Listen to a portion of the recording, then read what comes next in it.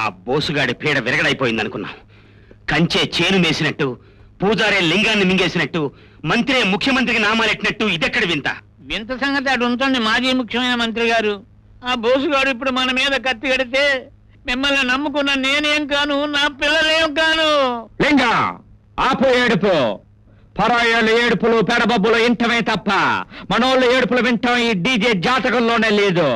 మనం ఇంత కష్టపడి ఆ బోసుగారిని జైలుకు పంపి ఉరిశిక్ష పడేలాగా చేస్తే ఒక ఆడ ఇన్స్పెక్టరు తన తప్పుడు సాక్ష్యంతో బయటికి తీసుకొస్తుందా?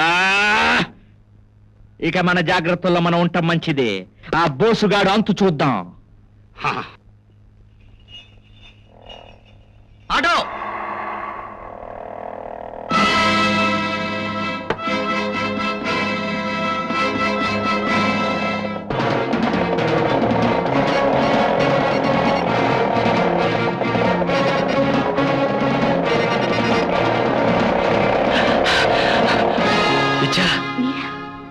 కొంచెం ఇలా వస్తావా?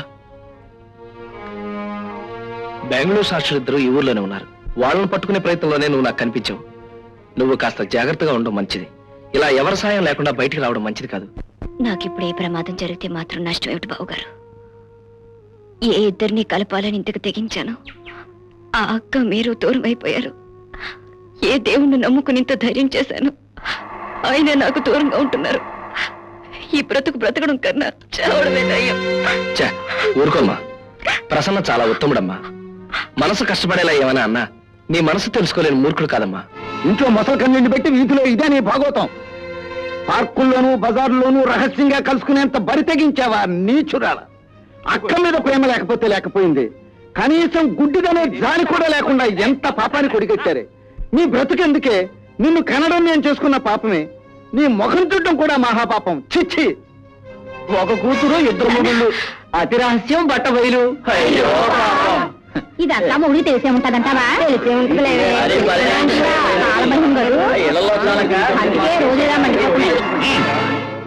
ఒకరిని చూసి వెక్కిరించే వాళ్ళంతా ఉత్తములు కాదు. వెళ్ళండి.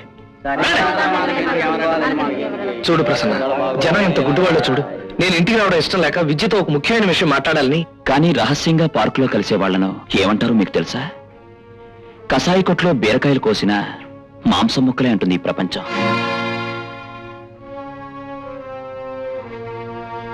ఏమండి, చీకటి పడుతుంది. నేను మీతో. చీకటి ఇప్పుడా పడింది. మొన్న కోర్టులో నువ్వు సాక్ష్యం చెప్పిన మిట్ట మధ్యాహ్నమే చిట్ట చీకటి పడిపోయింది. తోడక్కర్లేదని నీ కళ్ళకు నువ్వే గంతలు కట్టుకున్నా. ఒంటరిగా వెళ్ళక తప్పదా? I'm sorry. నాన్నా, నాన్నా ఇక్కడే ఉన్నారమ్మా. మావయ్య గారు, మావయ్య గారు, మావయ్య గారు.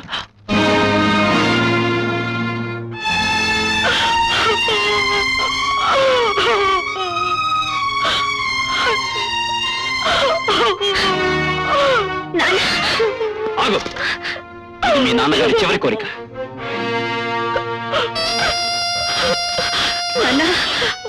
నన్ను ముట్టుకోవద్దని చెప్పించారా? నేనేం పాపం చేశానని నాకే శిక్ష విధించారు.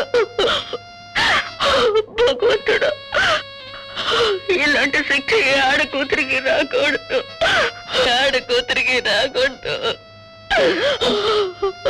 చూడవే, ఇప్పుడు ఈ కడుపు నిండిందా? నిన్ను కన్న పాపానికి నాన్నెంత పనిచేస్తాడో చూడు. నాన్నతో పాటు నన్ను తగలపెట్టండి, అప్పుడు కానీ నీ కళ్ళు చల్లబడవు. నన్ను తీసుకువెళ్ళండి, నన్ను తీసుకువెళ్ళండి, నన్ను తీసుకువెళ్ళండి.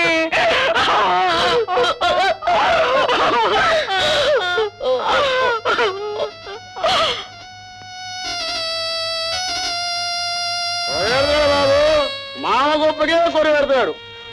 కట్టుకున్న పెళ్ళాం కొంపకే కొరి పెట్టింది. ఇతగాడు పెళ్ళాన్ని జుట్టట్టుకొని నిలదీయడం మానేసి వల్లగాడికి వచ్చి నిలబడ్డాడు. బాబు, ఏమైనా మిగిలింది వల్లగాడు. పెళ్ళాం ఆడింది ఆట, పాడింది పాటగా ఒకేస్తే బతుకంతా వల్లగాడే.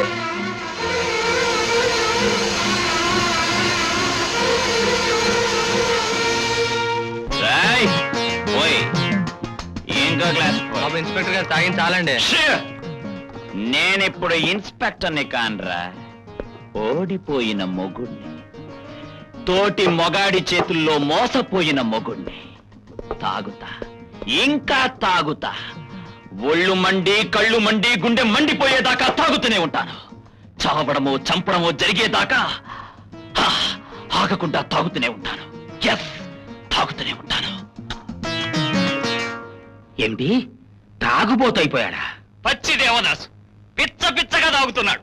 వాడిని గల కమిషనర్ చెప్పినా కూడా లెక్క చేయకుండా కళ్ళు పాకలోనే కాపురం పెట్టాడట ఆ ఇన్స్పెక్టర్. శభాష్, దేవుడని వాడు ఉన్నాడు చూసావా? బెత్తం పట్టుకుని బెదిరించవలసిన ఇన్స్పెక్టర్నే ఇప్పుడు మనం బెత్తం పట్టుకుని ఆడించచ్చు. ఏ ఆడ ఇన్స్పెక్టర్ అయితే మన పథకాల్ని తలకిందులు చేసిందో దాని మొగుడు చేతే చంపించే ఏర్పాటు చెయ్యాలి. బోసు రాలా బయటికి రమ్మనండి. వాడి రక్తం కళ్ళ చూస్తాను. నేను కట్టుకున్న పెళ్ళంతో వాడు సరసాలు ఆడతారా? ఇప్పుడు వాడి ప్రాణాలతో ఆడుకుంటాను. బయటికి రోజుకి లేడు సార్. నేను నమ్మనా. సార్ ఇలా రోడ్డు మీద అరవడం బాగోదు, నాతో రండి. నాకు ఇదే బాగుంది. నన్ను ఆపడానికి మీరెవరు? బస్సు ఇన్స్పెక్టర్ గారు, మీ పరువును మర్చిపోయి ఇలా అరవడం మర్యాద కాదు. మీకు కావాల్సిన సహాయం చేయడానికి నేను వచ్చాను. నాతో రండి. వస్తాను.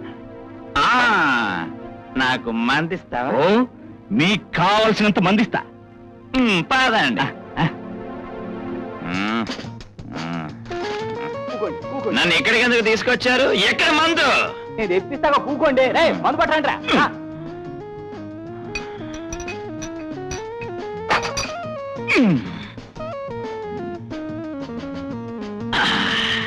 ఇప్పుడు చెప్పండి, మీరు నాకేం సాయం చేస్తున్నారు? అనవసరంగా మీరు బోసుబాబు గారి మీద కత్తి కట్టారు గాని అసలు ఆడది బరి తెగిస్తే ఎంత మగాడైనా ఏం చేయగలడండి.